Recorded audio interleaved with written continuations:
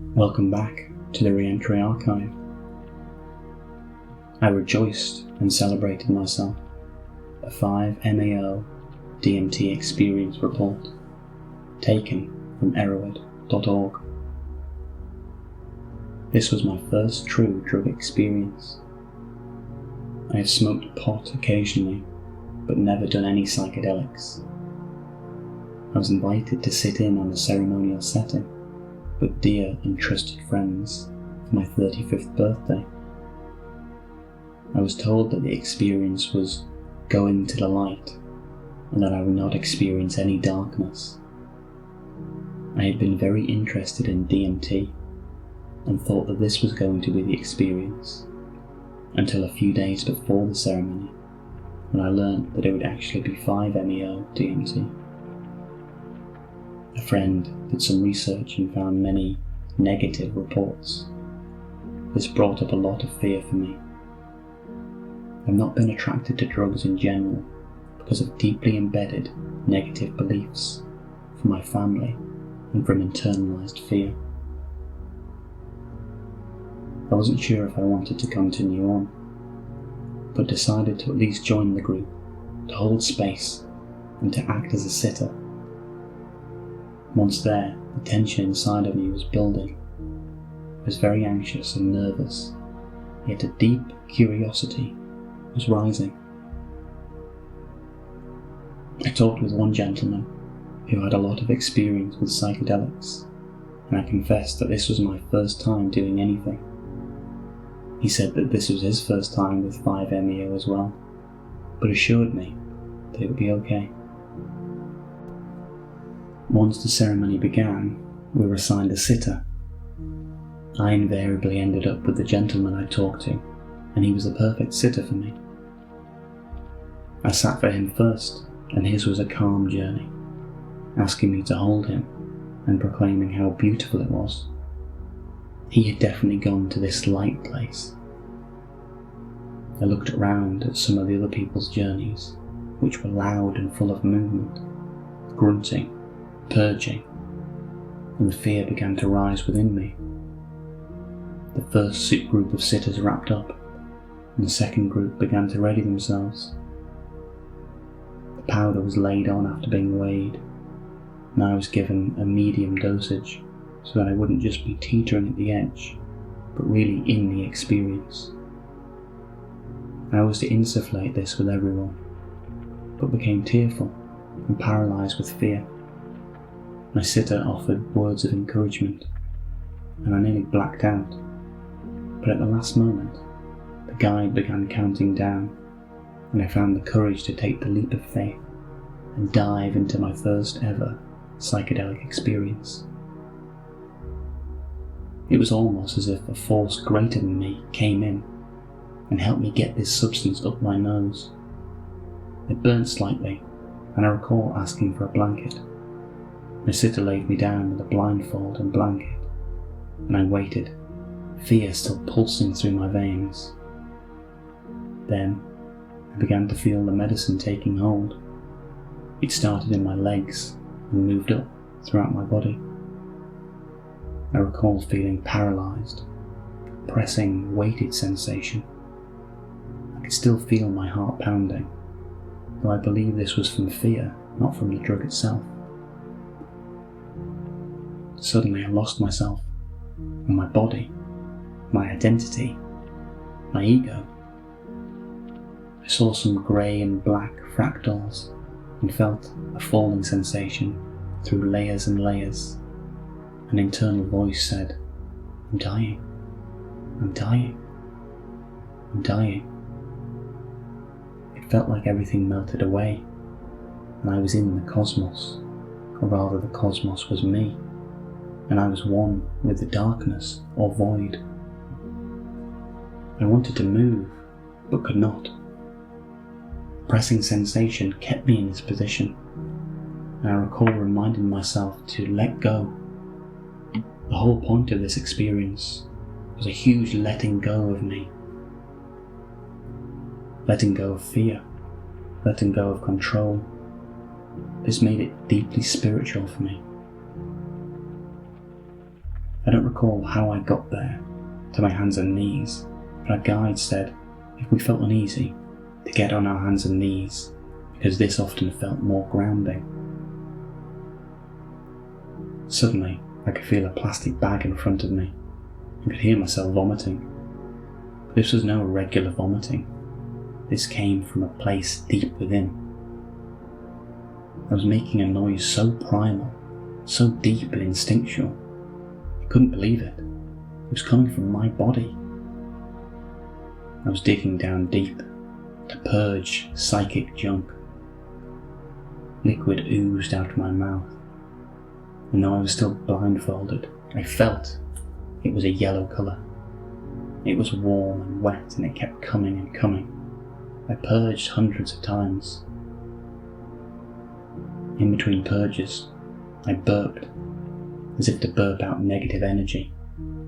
I got this knowing sense that I'd been holding so much for lifetimes after lifetimes after lifetimes.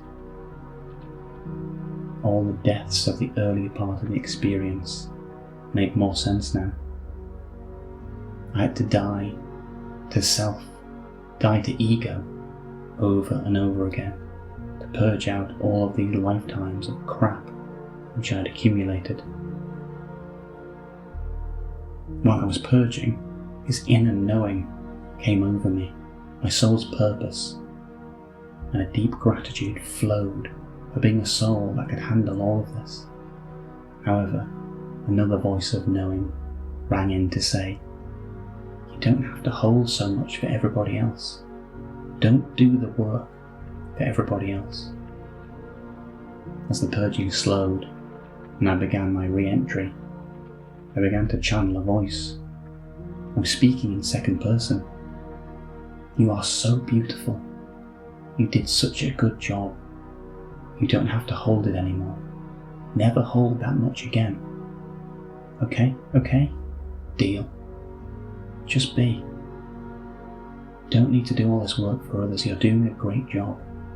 And on, and affirming myself. I believe this was my subconscious talking to me, giving me a great pep talk. From there, as I continued to come back to the room and re-enter, the gratitude within me swelled, and I was feeling so much love. In my mind, I kept replaying the mantra, so much love, so much love, so much love. It felt good to repeat. Then a very orgasmic sensation took hold. My whole body felt satisfied and satiated and good, and I kept yelling, yeah, with great exuberance, and holding my sitter tight, asking him to wrap his arms around me and hold me. I interlaced my fingers in his and gripped them tight. I wrapped my legs around his and just let the feeling come and wash over me. And then, thank you, I said to myself over and over. He did a great job letting go. Thank you for holding on to so much for everybody else. At some point in between all of this, I also recall allowing myself to wail and cry and moan from as deep a place as the purging. It was also a letting go, an allowance of the intensity of holding so much for so many lifetimes. I got a glimpse into my soul's purpose as being here for exactly this. I'd sometimes wondered what on earth my gifts were, and now it was very clear. I also had a deeper sense of past lives, with the sense that I'd held a lot in. This was a deep knowing of myself, my higher self rising up to meet me, to affirm me, to thank me, and to celebrate me. Before we began, our guide asked us to set our intentions aloud to our sitters. I said to mine that I wanted to learn to fully love and accept myself, and release fear, and I believe I did. This was one of the most amazing experiences of my life. I died, I purged, I grieved, I rejoiced and I celebrated myself. I felt amazing in my body upon re-entry. I felt a spiritual orgasm. As another writer put it, I learnt the spiritual lesson of the medicine. I let go and surrendered, and that was the only way through the experience. I would do it again. I felt too that I needed to let go of so much in order to get to the light. My friend was right. It ultimately is a journey to the light, and to the light parts of ourselves that are often covered over with much negativity. I saw my sitter's journey, and he said to himself, "You're on the right path, and loving yourself and self-love is the path." I'm glad I could overcome my fears and fall in love with myself.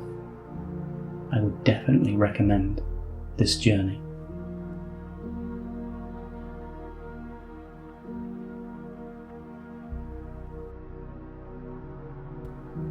His experience exposed the traveller to several classically psychedelic themes. Firstly, the theme of initiation and of crossing the threshold. Despite a fear stemming from family conditioning, a taboo against drugs, the traveller took a courageous leap into the mystery. This is the start of a classic hero's journey. Refusal, crossing of thresholds, ordeal, and then return. Next, the traveller encountered ego death and liberation. There was a moment of complete dissolution, a letting go and surrendering of the self, which led to transcendence and a sense of oneness. This is the central theme of 5-MeO DMT initiations. Later, the traveller faced a motif of burden and of release. They felt burdened by several lifetimes of holding trauma, responsibility, and psychic weight. The subsequent purge, therefore, was both literally and archetypally cleansing. The clear message here was, you don't have to hold it all in for everybody else. This is the primary lesson to take from the experience as far as I can see it. You are not responsible for carrying everything. Burden bearing is a false duty. It was never yours to begin with, so let it go. There is often freedom in its release.